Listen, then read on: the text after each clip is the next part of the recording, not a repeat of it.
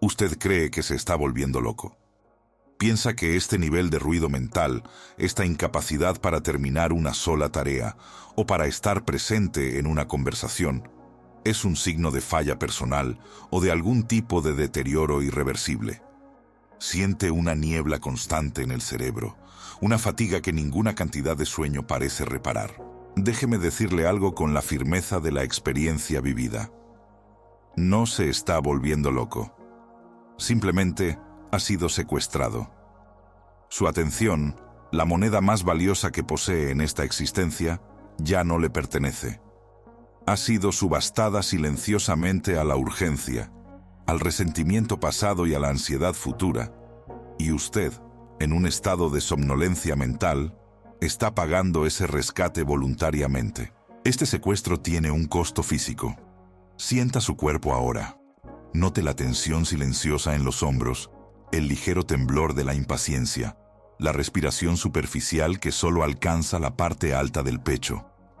Esta no es la fatiga muscular de un trabajo duro, es la extenuación del alma, el agotamiento que proviene de intentar controlar lo incontrolable, el flujo incesante de la mente. La tragedia moderna no es la falta de tiempo, sino la falta de conciencia de dónde se está gastando ese tiempo. Nos hemos convencido de que la acción frenética es sinónimo de productividad, de valor, incluso de espiritualidad. Corremos de una tarea a otra, de una distracción a la siguiente, sin darnos cuenta de que la velocidad solo nos aleja más de la paz, anclándonos más profundamente en el ciclo de la reacción. Esta es la verdad brutal que las tradiciones milenarias, como el budismo y el estoicismo, han entendido siempre. El sufrimiento no es el dolor que experimentamos, sino la resistencia, la fricción que creamos al intentar detener o manipular la realidad interna. Su mente, en este momento, no es más que un río caudaloso. Un río de pensamientos, juicios, emociones, deseos y aversiones que fluyen sin cesar. Algunos días el río es claro y tranquilo. Otros es un torrente turbulento, oscuro y amenazante. El error que cometemos, la fuente de toda esta extenuación, es que intentamos nadar en ese río. Intentamos detener la corriente con la fuerza de la voluntad, juzgar la temperatura de cada gota o, peor aún, intentamos nadar río arriba, contra la naturaleza misma del flujo. El secuestro de su atención se completa cuando usted se convence de que es el río y no el ser que lo observa. La transformación real, el primer paso hacia la liberación de este secuestro, no es la lucha, sino la quietud consciente. Es encontrar la margen, sentarse en la orilla del río y simplemente observar cómo el agua turbulenta pasa. El río no se detiene cuando usted se sienta, pero su relación con él cambia irrevocablemente. Al sentarse en la margen, verá pasar troncos podridos de viejos resentimientos, aguas cristalinas de momentos de alegría, basura de preocupaciones triviales y tesoros de ideas profundas. El primer impulso, el que nos hace saltar de nuevo al agua, es el juicio. Usted piensa, soy una mala persona por tener este pensamiento de envidia, o debo ser débil por sentir esta ansiedad punzante. Y al juzgarse, se arroja de nuevo a la corriente para luchar contra ese pensamiento. Aquí es donde la primera herramienta esencial del despertar entra en juego. Una herramienta que el Buda consideraba fundamental para la liberación. Metta. La bondad amorosa. Metta no es un sentimentalismo débil, es la postura firme y radical de calentar la margen con aceptación. No se trata de amar el pensamiento oscuro, sino de amar al ser que está experimentando ese pensamiento. Es extender la misma amabilidad incondicional que le daría a un niño asustado a su propia mente turbulenta. Cuando usted aplica metta, el juicio se disuelve y la necesidad de saltar al río para luchar se extingue. Pero la margen es fría y solitaria si solo se enfoca en sí mismo. La quietud consciente nos revela algo más profundo, que este río de sufrimiento no es exclusivo. Si mira de cerca las aguas que pasan, se dará cuenta de que cada gota, cada miedo, cada deseo, ha tocado a millones de otras personas. La ansiedad que siente por el futuro es la misma ansiedad que siente el vecino, el colega y el desconocido al otro lado del planeta. Esto nos lleva al concepto de interser, la interconexión profunda, un término que nos recuerda que su existencia no es un evento aislado. Su río no está aislado, es un afluente de un océano vasto y compartido. Cuando usted intenta detener su propia corriente, está intentando detener el flujo de la vida universal. La única manera de liberar esa tensión es reconocer que su sufrimiento es un eco, no una anomalía. Y al reconocer el eco, usted puede invocar Karuna, la compasión activa. Mientras Metta es para usted, Karuna es para el mundo, pero comienza en la margen. Es la capacidad de reconocer el sufrimiento en uno mismo y en los demás, y desear activamente su alivio. La compasión es lo que nos impide saltar de nuevo al río por desesperación, porque al ver que todos estamos luchando contra la misma corriente, el impulso de la lucha individual se convierte en el impulso de la liberación compartida. El secuestro de la atención se alimenta de la ilusión de la separación y la lucha. Se le dice que debe ser más fuerte, más rápido, más productivo. Pero la verdadera fuerza no reside en la velocidad con la que corre, sino en la calma con la que puede sentarse.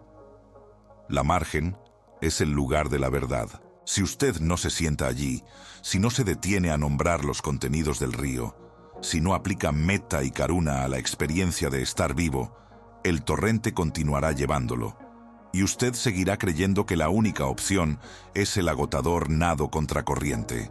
El trabajo que tenemos por delante no es metafísico o religioso, es práctico y urgente. Es entrenar el músculo de la atención para que reconozca el flujo, sin ser arrastrado por él. Se trata de cómo pasar del pánico, de ser secuestrado, a la serenidad, de ser el observador. Pero para empezar a caminar hacia la margen, primero debemos aceptar que el río ya está fluyendo y que la lucha es inútil.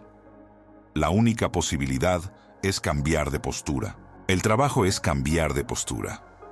Esta margen de la que hablamos no es una tierra prometida que se alcanza después de años de lucha, sino un estado interno que se descubre en medio del caos. Es la capacidad de estar en el río sin ser del río. Es la conciencia que observa la corriente emocional sin identificarse con el caudal. La primera y más brutal verdad que enfrentamos al intentar cambiar nuestra postura es el juicio interno. Cuando te das cuenta de que has estado luchando inútilmente, gastando energía valiosa en nadar contra la marea de la impermanencia, tu mente reactiva te condena. Te susurra que eres débil, que eres un fracaso por no haberlo visto antes, que eres perezoso por querer rendirte al flujo. Este juicio es, paradójicamente, una nueva forma de lucha, una corriente secundaria tan agotadora como la principal. Es la segunda flecha de la que hablan los maestros budistas. El dolor de la vida es inevitable, pero el sufrimiento que añadimos al juzgar ese dolor es opcional. Para poder siquiera flotar, para poder empezar a moverte hacia la margen, debes desarmar a ese juez interno. Y aquí es donde la herramienta fundamental de Metta, o la bondad amorosa, entra en juego. Metta no es un sentimiento ingenuo de felicidad. Es una decisión radical de no ser cruel contigo mismo en medio de tu propia miseria. Es un acto de dignidad. Cuando el río te revuelca y te sientes ahogado, tu instinto es culpar al agua, a la orilla o a ti mismo. Metta te dice, estás sufriendo, y eso es suficiente. Que estés libre de ese sufrimiento, aunque solo sea por este instante. Piensa en ese agotamiento mental que sientes al final del día. No es solo el resultado de las tareas realizadas, es el resultado del constante autocombate, la lucha interna por ser diferente de lo que eres en ese momento. Aplicar Metta es darle permiso a la parte de ti que está asustada, a la parte que está fallando, a la parte que está herida, para simplemente estar. Los estoicos entendían la importancia de esta aceptación inicial al distinguir entre lo que es interno y lo que es externo. Pero el budismo nos enseña que, incluso dentro de lo interno, hay una guerra que debe cesar. La guerra contra el yo. Una vez que has aprendido a ofrecerte esa quietud, ese refugio de meta, la margen se vuelve visible. Ves que el río no te está persiguiendo, simplemente está fluyendo. Y al ver el flujo con claridad, dejas de sentirte una víctima única de la corriente. Te das cuenta de que cada ser humano que conoces y cada ser que no conoces está también en ese caudal, luchando, ahogándose o intentando desesperadamente encontrar su propia margen. Este es el nacimiento de Karuna, la compasión.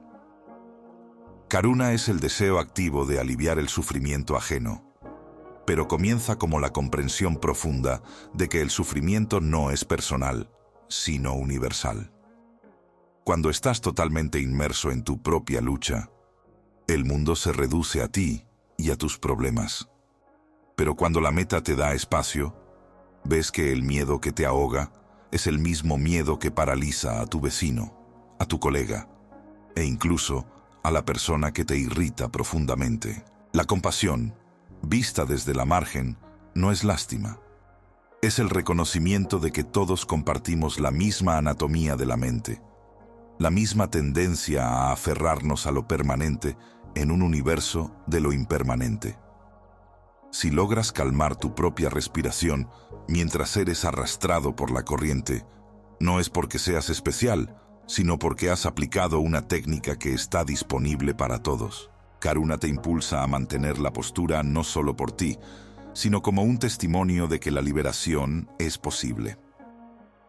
Ahora, para ilustrar este concepto de la margen como postura interna, permíteme contarte sobre un viajero que se encontraba a orillas de un vasto río, caudaloso y lleno de turbulencias. Este hombre había escuchado historias sobre tesoros al otro lado, pero nunca se había atrevido a cruzar. Pasó años en la orilla, obsesionado con la idea de construir un puente, un camino sólido y predecible que negara la existencia del agua. Recolectaba piedras, cortaba troncos, planificaba estructuras complejas, pero el río era demasiado ancho, demasiado poderoso. Cada invierno, la crecida destruía lo poco que había avanzado. El viajero envejeció, miserable, prisionero de su deseo de eliminar el flujo. Un día, llegó un anciano monje al mismo lugar. El monje no miró el río con frustración, sino con una calma curiosidad. El viajero, irritado por la paz del anciano, le mostró sus planos fallidos y sus pilas de madera. «Es imposible», dijo el viajero. «Este río se burla de todos mis esfuerzos. No hay forma de llegar al otro lado sin un puente perfecto». El monje sonrió y, sin decir palabra, se quitó la túnica, la dobló cuidadosamente y entró en el agua. El río lo recibió con fuerza, lo zarandeó, pero el monje no luchó contra el agua. Simplemente ajustó su cuerpo para flotar. Se concentró en mantener la cabeza fuera, en respirar rítmicamente y en utilizar las pequeñas contracorrientes que se formaban cerca de las rocas para avanzar lateralmente, centímetro a centímetro, hacia el otro lado. El viajero, estupefacto, gritó: «¿Cómo lo hiciste? No construiste nada. Te rendiste a la corriente». Desde la margen opuesta, el monje respondió con una voz que el viento apenas traía: «Yo no me rendí a la corriente. Me rendí a la realidad de la corriente. Yo no busqué negar el agua, sino entender su naturaleza. La margen no estaba en la tierra. Estaba en el conocimiento de cómo mi cuerpo y el agua estaban conectados». Esta pequeña historia nos lleva al concepto de interser, o interconexión, propuesto por el maestro Thich Nhat Hanh. El interser es la comprensión de que tú y el río no sois entidades separadas. El viajero que luchaba creía que él era el constructor y el río era el enemigo. El monje, en cambio, sabía que él era agua, que su respiración dependía del aire que se elevaba del río y que su camino no era contra el caudal, sino a través de la relación con él. En tu vida diaria, el interser se manifiesta en la comprensión de que tu ansiedad por el futuro no es tuya solamente. Es un producto de la cultura de la escasez, de la presión social, de la historia de tus padres. No eres una isla de sufrimiento. Eres un nodo en una red vasta e interconectada de causas y condiciones. Cuando entiendes el interser, la lucha se vuelve absurda. ¿Cómo puedes luchar contra algo de lo que tú mismo eres parte integral? Tu ira no es solo tu ira. Es un fuego alimentado por el combustible de la ignorancia universal. Tu tristeza no es solo tu tristeza. Es la resonancia de la impermanencia que afecta a todo lo que amas. La margen, entonces, se convierte en el lugar donde observas esta red sin apego. Es la posición estoica del espectador desinteresado, pero con el corazón abierto por meta y karuna. Ahora bien, no se trata de sentarse pasivamente a esperar que la corriente te lleve. El error de muchos al escuchar estos conceptos es confundir la aceptación radical con la pasividad perezosa. El monje no se dejó llevar sin rumbo. Estaba activamente manejando su flotabilidad. Los estoicos nos recuerdan que la virtud es acción, y la acción aquí es la disciplina mental. Tu entrenamiento en la margen comienza con el reconocimiento de la causalidad. Cada vez que te sientas arrastrado por la corriente de la preocupación, detente y haz una pausa, no para condenarte, sino para aplicar meta. Luego, observa la causa de ese tirón. ¿Fue una impresión fugaz? ¿Una palabra no dicha? ¿Un recuerdo antiguo? Esto es el entrenamiento de la atención, la joya de la corona de la práctica. Si la emoción es demasiado fuerte, si la corriente te está hundiendo, no intentes forzar la calma. Eso es volver a luchar. En su lugar, aplica karuna. Dirige tu atención a la sensación física de la lucha en tu cuerpo.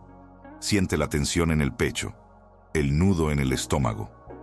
Estos son los signos de que la corriente es fuerte. Luego, extiende la compasión a esa sensación. Dile sin palabras: sé que duele, sé que estás asustado, no estás solo. Esta práctica de nombrar el sufrimiento y ofrecerle bondad en lugar de juicio es lo que te permite flotar hacia la margen. No estás negando el río, estás negando el derecho del río a definir quién eres. El camino hacia la margen es un camino de continuo ajuste, no de una única solución. Requiere el coraje de la autocompasión y la disciplina de la atención sostenida. Requiere entender que el esfuerzo no se pone en la lucha, sino en la observación. El agotamiento que sientes no desaparecerá por arte de magia, pero se transformará. Ya no será el agotamiento de la resistencia inútil, sino el cansancio noble del que se mantiene firme y consciente en medio de la tormenta. El siguiente paso es convertir esta comprensión en un ritual diario, en una práctica que ancle tu postura.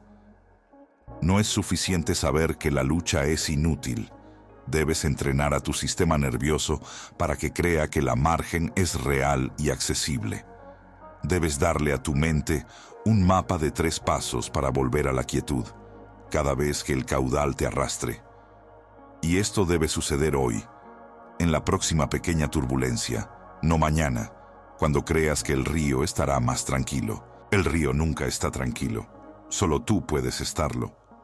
El río nunca está tranquilo, solo tú puedes estarlo. Para convertir esta verdad en tu realidad, debes darle a la quietud un nombre y un ritual.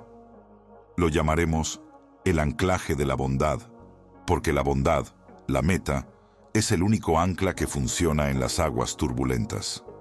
Este es un mapa de 3 pasos para volver a la margen, aplicable a la próxima discusión, el próximo retraso frustrante o la próxima oleada de ansiedad. Primer paso: reconoce la fricción. Cuando sientas que la corriente te arrastra, esa tensión en el pecho, ese calor en la nuca, detente. No intentes cambiar la emoción, ni te resistas a ella. Simplemente nómbrala internamente. Estoy siendo arrastrado. Este es el acto de karuna, la compasión, aplicada a ti mismo. Estás reconociendo honestamente que estás sufriendo y que tu natación actual es inútil. No te juzgues por estar en el río. Honra tu agotamiento. La margen no se alcanza luchando más fuerte, sino reconociendo el fracaso de la lucha. Pausa. Siente el agua fría del río en tu piel por un instante. Segundo. Paso. Visualiza el compartido. Una vez que has reconocido tu propio sufrimiento, amplía el lente. El dolor que sientes, ya sea envidia, frustración o miedo, es la condición humana universal. Este es el interser en acción. No estás solo en esta lucha. Mira a tu alrededor en el río, metafóricamente. Todos están luchando. El jefe que te estresa, el familiar que te irrita, incluso el desconocido que te corta el paso. Todos están siendo arrastrados por su propia versión del caudal. Este simple acto de ver tu sufrimiento como parte de un patrón compartido, y no como un defecto personal, disuelve la carga de la vergüenza y la soledad. Te conecta con la vasta red de la experiencia. Tercer paso. Regresa a la postura. Habiendo reconocido tu dolor, karuna, y su universalidad, interser, ahora eliges activamente la meta.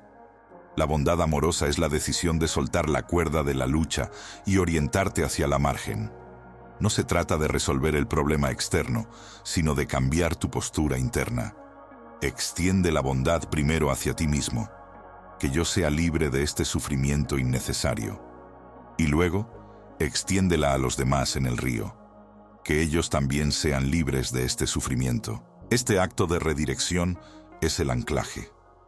El mundo sigue girando, el río sigue fluyendo, pero tú has elegido la quietud. Has elegido la margen, no como un refugio físico, sino como una postura mental. Vamos a hacerlo ahora, juntos. Inhala profundamente. Nombra una pequeña frustración que te haya ocurrido hoy. Siente esa fricción. Ahora, reconoce que la persona que causó esa fricción probablemente estaba experimentando su propia corriente. Suelta la necesidad de que el río cambie y en su lugar, exhala, eligiendo tu postura de margen. Recuerda, la margen no es el final del río, es el lugar desde donde eliges observar el río. Si has llegado hasta aquí, no lo dejes en la teoría. La sabiduría no es lo que sabes, sino lo que aplicas cuando el mundo se incendia. El Buda y Marco Aurelio no te dieron estas herramientas para que las admiraras, sino para que las usaras. Tu práctica comienza hoy, con la próxima pequeña turbulencia. Si este entendimiento te ha dado una nueva forma de ver la lucha, si te ha revelado la margen que siempre ha estado ahí, te invito a compartir esta verdad. El sufrimiento es personal, pero la liberación debe ser compartida. El río seguirá fluyendo, pero tú ya no tienes que nadar desesperadamente. Ancla tu bondad y encuentra tu quietud. Es hora de volver a la margen.